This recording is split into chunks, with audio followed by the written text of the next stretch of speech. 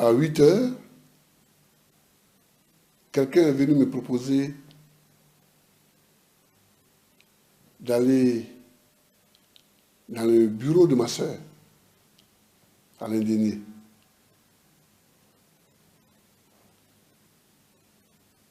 J'ai refusé.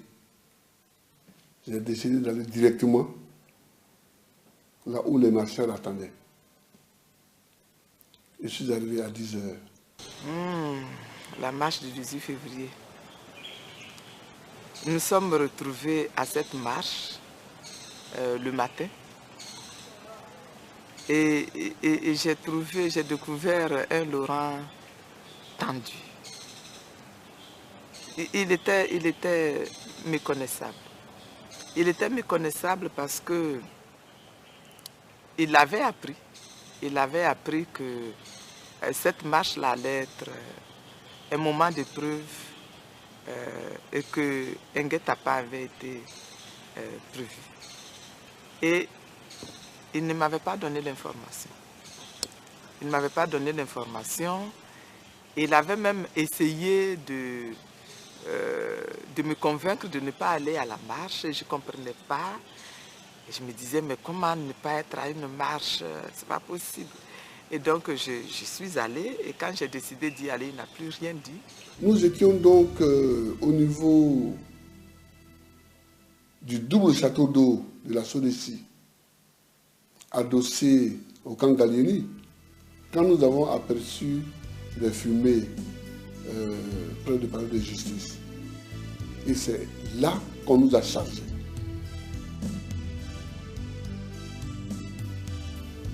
J'étais sur la même ligne que Denis Segui, président de la Lido, et notre doyen était Marcel. J'ai dit à mes gardes de corps, prenez le doyen et amenez-le rapidement. Pour le reste, Dieu y pourvoira. Nous avons été attaqués, la marche a été dispersée, mais dans une violence incroyable. Je me trouvais aux côtés de Laurent, mais je n'ai pas pu rester à ses côtés longtemps parce que tout de suite, il a fallu chercher à le mettre à l'abri. Ces gardes de corps nous ont dispersés. Un groupe est parti avec moi, l'autre groupe est parti avec lui pour assurer nos sécurités. Et ça a été terrible. Ça a été terrible. Lui, il a échappé à la mort parce que des gens ont tiré sur lui. Quelqu'un a tiré sur lui et c'est une dame à côté qui a reçu la balle et qui est tombée.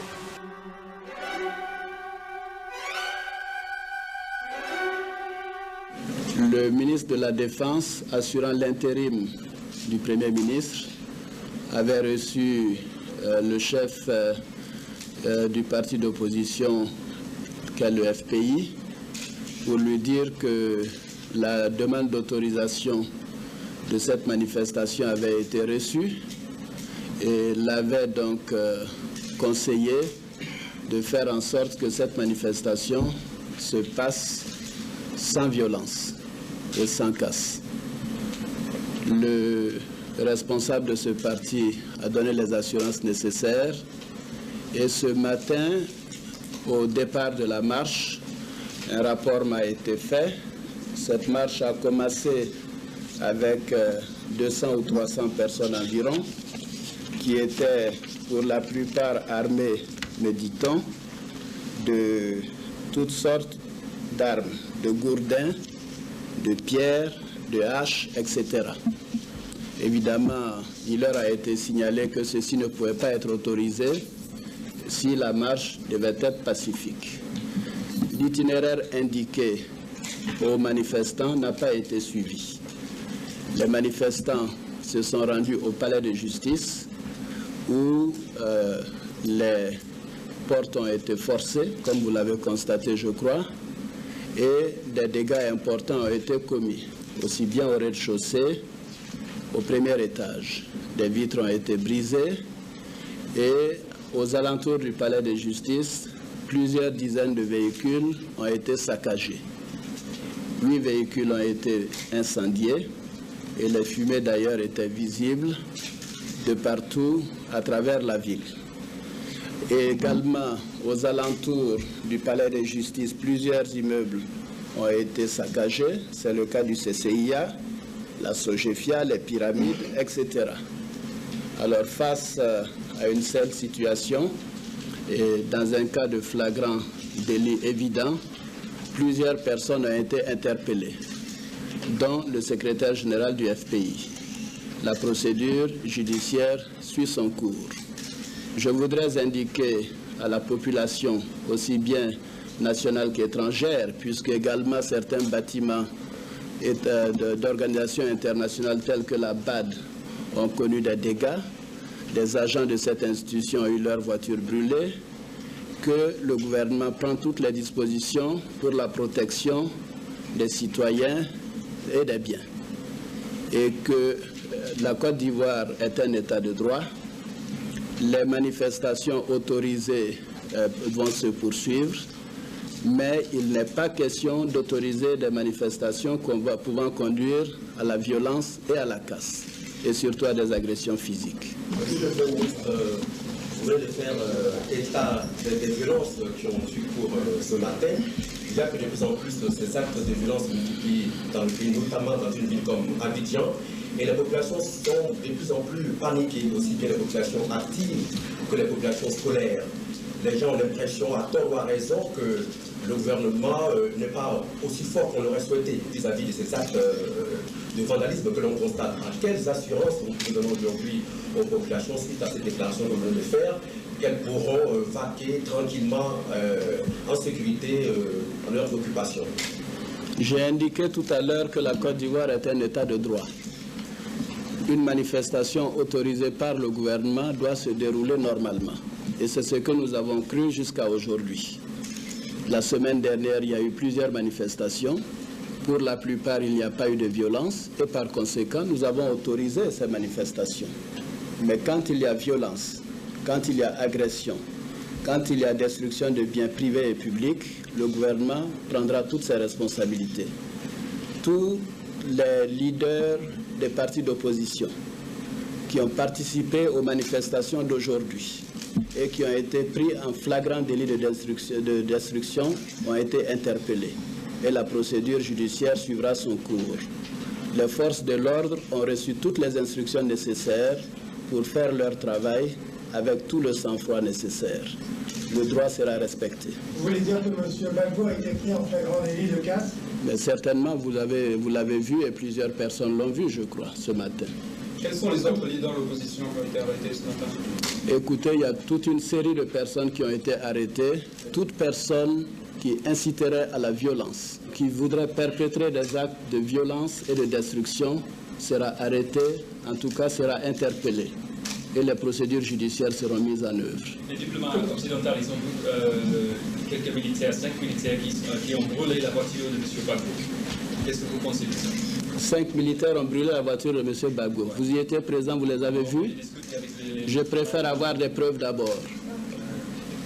Pourquoi le palais de justice ce matin n'était pas protégé par les forces de l'ordre alors que la manifestation se dirigeait vers les autorités responsables de la sécurité et les responsables des partis d'opposition se sont mis d'accord sur un itinéraire.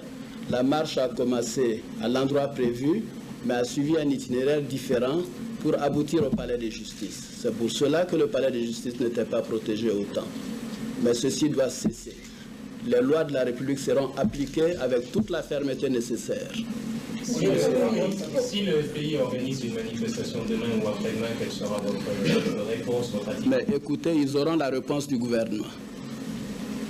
Madame. Si vous étiez ici, les autorités étaient au courant qu'il y avait des manifestants qui étaient armés de cailloux ou de bâtons, pourquoi vous n'avez pas interdit sur place la manifestation? Mais c'est ce que je vous dis, madame, que la Côte d'Ivoire est un pays de droit. Quand ce matin, nous avons vu ces manifestants avec des gourdins et des pierres, nous leur avons donné ordre de les déposer avant de commencer ces manifestations. Ils n'ont pas respecté et il y a eu les déferlements que vous savez. Et bien entendu, les forces de l'ordre ont fait leur travail. Et nous recommandons le sang-froid aux forces de l'ordre. Il faudrait que la violence cesse. Et je fais appel à la population entière de soutenir les forces de l'ordre dans ce travail difficile. Le gouvernement prendra toutes ses responsabilités pour faire face à des actes de violence, de vandalisme et de désordre. Nos adversaires avaient oublié une chose, c'est qu'il y avait un procès au palais de justice de Haïpo Martial. Donc nous avons décidé de ne pas passer près du palais de justice. Nous avons décidé de passer loin du palais de justice. Mais eux, dans leur hargne, voulant faire forcément la jonction entre ce procès et notre manifestation, ils ont mis les loupards à casser des voitures et à mettre le feu à certaines voitures devant le palais de justice.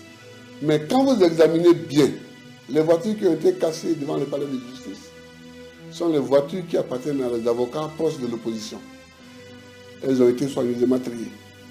Ensuite, ces loupards payés sont allés dans les rues du plateau, ont cassé un certain nombre de boutiques, sauf la boutique de l'épouse du Premier ministre, qui a été soigneusement épargnée et miraculeusement épargnée, puisque les boutiques qui étaient à côté ont été cassées.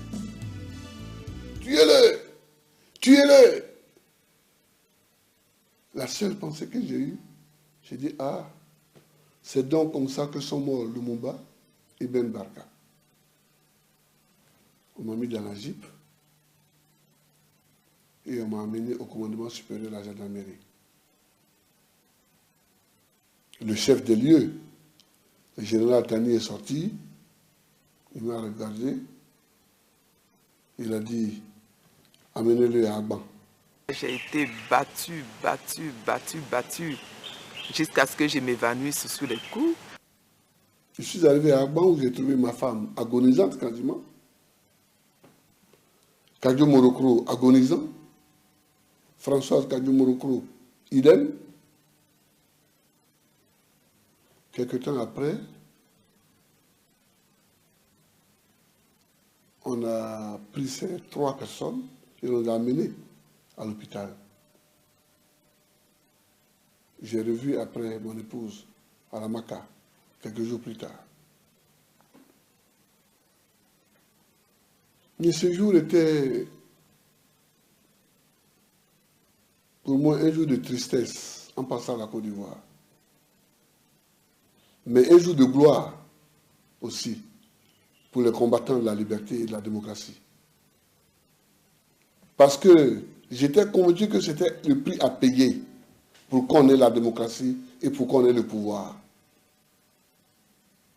Ce jour-là, j'ai compris que je serais président de la République et que plus rien ne pouvait m'arrêter. Et mon fils est venu me rendre visite. Le bruit courait en ville que j'étais mort. Donc, il est venu vérifier. Il était l'aîné de la famille. Bon, les enfants pleuraient, donc il est venu voir. Et surtout qu'il est le seul garçon. Il se présente. Il dit, je suis Babo Michel, le fils de Babo Laurent. J'aimerais voir mon père. Ils ont informé donc, les détenus que j'étais là. Et ensuite, ils m'ont demandé mes papiers que je n'avais pas. Ils ont donc ensuite appelé à la présidence de la République. Ils ont reçu l'ordre de m'expulser du territoire parce que j'étais français. J'ai protesté en disant que j'étais ivoirien. Donc suite à cela, ils m'ont demandé de me déshabiller. Et puis bon, mais j'ai rejoint le groupe. Après 1 ou 2 jours, on nous a menés au tribunal où des jeunes gens, des jeunes substituts de procureur nous ont écoutés rapidement. C'était déjà fait le procès, c'était déjà fait avant qu'on arrive. Et puis bon, mais on nous a mis sous mandat de dépôt. Et on nous a transférés à la Maca, dans le véhicule qu'on appelle là-bas Air Maca.